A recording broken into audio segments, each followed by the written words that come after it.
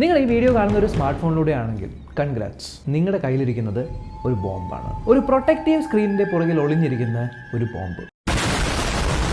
Lithium ലോകത്തിലെ തന്നെ one of the most volatile chemical ആണ്. ജസ്റ്റ് വെള്ളത്തിൽ കൊണ്ടുകഴിഞ്ഞാൽ പോലും തീ കത്തുന്ന ഒരു കെമിക്കൽ. എന്നാൽ ഇത്രയും ഡേഞ്ചറസ് ആയിട്ടുള്ള കെമിക്കൽ ഇരിക്കുന്നതോ സ്മാർട്ട് ഫോണുകളിൽ, സ്മാർട്ട് വാച്ചുകളിൽ, ലാപ്ടോപ്പുകൾ എന്നിട്ട് നിങ്ങളുടെ ചെവിയിൽ വെച്ചിരിക്കുന്ന ഇയർ ബഡിൽ പോലും. ഇതിന്റെ കാരണം വേറൊന്നുമല്ല, ഇതിലൊക്കെ ഉപയോഗിക്കുന്ന lithium ion batteries one of the most versatile batteries ആണ്.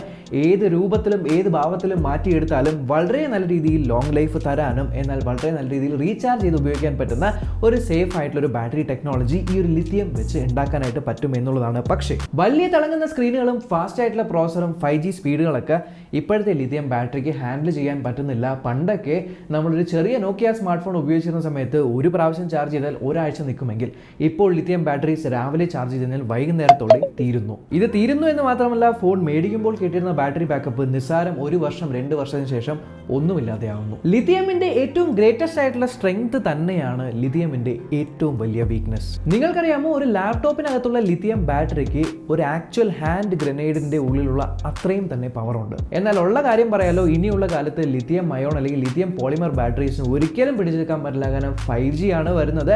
അത് ഒരുപാട് പവർ കൺസ്യൂം ചെയ്യുന്നുണ്ട്. ഒരു നോർമൽ ബാറ്ററി എങ്ങനെയാണ് ഉണ്ടാക്കിയിരിക്കുന്നത്? ഒരു നെഗറ്റീവ് ആയിട്ടുള്ള ആനോഡ് ഉണ്ട്, ഒരു പോസിറ്റീവ് ആയിട്ടുള്ള കാഥോഡ് ഉണ്ട്. ഇതിന്റെ രണ്ടിന്റെയും ഇടയിലായിട്ട് ഇലക്ട്രോലൈറ്റ് ഉണ്ട്. സോ ബാറ്ററി ഇലക്ട്രിസിറ്റി ജനറേറ്റ് ചെയ്യുന്നത് ഈ കെമിക്കലുകൾ സ്പ്ലിറ്റ് ചെയ്തുകൊണ്ടാണ്. എന്നാൽ ലിഥിയം അയോൺ ബാറ്ററീസിൽ ഗ്രാഫൈറ്റ് ആനോഡാണ് ഉപയോഗിച്ചിരിക്കുന്നത്. ആൻഡ് ഈ ഒരു ഗ്രാഫൈറ്റ് ആനോഡ് വീർക്കുകയും ചെറുതാവുകയും ചെയ്യും. ഏകദേശം 7% വരെയും ചെറുതാവുകയും വീർക്കുകയും ചെയ്യും. റീചാർജബിൾ കപ്പാസിറ്റി ഒക്കെ കൊണ്ടുവരാൻ വേണ്ടിയിട്ടാണ്. അതുകൊണ്ട് തന്നെയാണ് ബാറ്ററീസ്, ലിഥിയം അയോൺ ബാറ്ററീസ് കാലക്രമേണ അതിന്റെ കപ്പാസിറ്റി കുറഞ്ഞും വരുന്നത്. നിങ്ങളൊരു പവർ ബാങ്ക് മേടിക്കുകയോ ഉപയോഗിക്കുകയോ ചെയ്തിട്ടുണ്ടെങ്കിൽ ഒരു കാര്യം നിങ്ങൾക്കറിയാം, ഇതൊരു 10,000 മില്ലി ആംപിയറിന്റെ പവർ ബാങ്ക് ആണ്.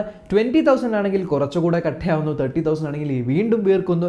അതുകൊണ്ട് തന്നെ ഒരു ലിഥിയം അയോൺ ബാറ്ററിയുടെ കപ്പാസിറ്റി കൂട്ടണമെങ്കിൽ അതിന്റെ സൈസ് കൂട്ടണം. പക്ഷേ ഇന്നത്തെ കാലത്ത് സ്മാർട്ട് ഫോണിന്റെ സൈസ് എത്രത്തോളം തിന്നാക്കാൻ പറ്റും എന്ന് കമ്പനികൾ നോക്കുന്നത് കൊണ്ട് തന്നെ സ്മാർട്ട് ഫോൺ ബാറ്ററീസിന്റെ സൈസ് കൂട്ടുക എന്നുള്ളത് ഇംപ്രാക്ടിക്കലാണ്. കമ്പനികൾ ഫോണിന്റെ കൂടെ വരുന്ന ചാർജ് എടുത്ത് കളയുമ്പോൾ നമ്മൾക്ക് എല്ലാവർക്കും തന്നെ വളരെയധികം ദേഷ്യം വരുന്നുണ്ട്. പക്ഷേ നെക്സ്റ്റ് ടൈം നിങ്ങളുടെ ഫോണിൻ്റെ ഉള്ളിലുള്ള ചാർജ് എടുത്ത് കളയുവാണെങ്കിൽ നിങ്ങൾ സന്തോഷിക്കും. കാരണം ഇനി വരാൻ പോകുന്ന ടെക്നോളജി മൈൻഡ് ബ്ലോയിങ് ആണ്. നിങ്ങളൊന്ന് ആലോചിച്ച് നോക്കൂ, നിങ്ങൾ സ്മാർട്ട് ഫോൺ മേടിക്കുകയാണ്. സ്മാർട്ട് ഫോൺ മേടിക്കുമ്പോൾ നിങ്ങളുടെ സ്മാർട്ട് ഫോണിൽ 100% ബാറ്ററി ഉണ്ട്. ആൻഡ് ഒരിക്കൽ പോലും നിങ്ങളുടെ സ്മാർട്ട് ഫോൺ ചാർജ് ചെയ്യേണ്ട അവസ്ഥ വന്നില്ല എങ്കിൽ ലിഥിയം ക്ലോറൈഡ് എന്ന് പറഞ്ഞ പുതിയൊരു ടെക്നോളജി ബാറ്ററീസ് വരുന്നുണ്ട്.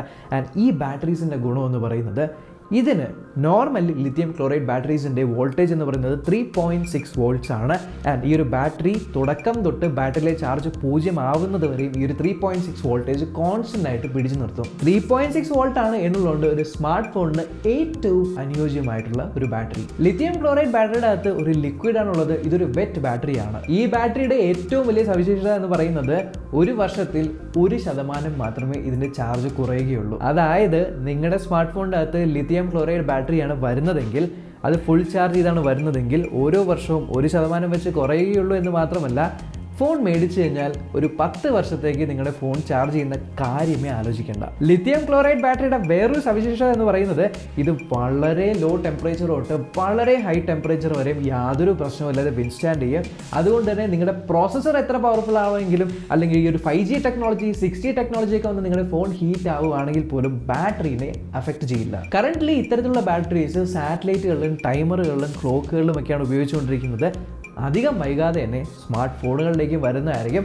ലിഥിയം ക്ലോറൈഡ് ബാറ്ററിയുടെ ഒരേ ഒരു ഡിസഡ്വാൻറ്റേജ് എന്ന് പറയുന്നത്, അത് റീചാർജ് ചെയ്യാൻ പറ്റില്ല എന്നുള്ളതാണ്. പക്ഷേ 10 വർഷമൊക്കെ ഒരു സ്മാർട്ട് ഫോൺ ഓടുമെങ്കിൽ റീചാർജ് ചെയ്യണം എന്ന് നിങ്ങൾക്കുണ്ടാവുമോ? സോ നെക്സ്റ്റ് ടൈം പെട്ടിക്കകത്തുനിന്ന് ഒരു കമ്പനി ചാർജ് എടുത്ത് കളയുവാണെങ്കിൽ അത് ലിഥിയം ക്ലോറൈഡ് ആവണേ എന്ന് പ്രാർത്ഥിക്കുക. ഈ ഒരു വീഡിയോ ഇൻഫോർമേറ്റീവ് ആയിട്ട് തോന്നിയ ഉറപ്പായിട്ടും ചാനൽ ചെക്ക് ചെയ്യാനും ഇതുവരെയും സബ്സ്ക്രൈബ് ചെയ്തിട്ടില്ല അല്ലെങ്കിൽ സബ്സ്ക്രൈബ് ചെയ്യാനും ഇൻസ്റ്റാഗ്രാമിൽ ഫോളോ ചെയ്യാനും മറക്കണ്ട. നമ്മൾക്കിനി അടുത്ത വീഡിയോ കാണാം.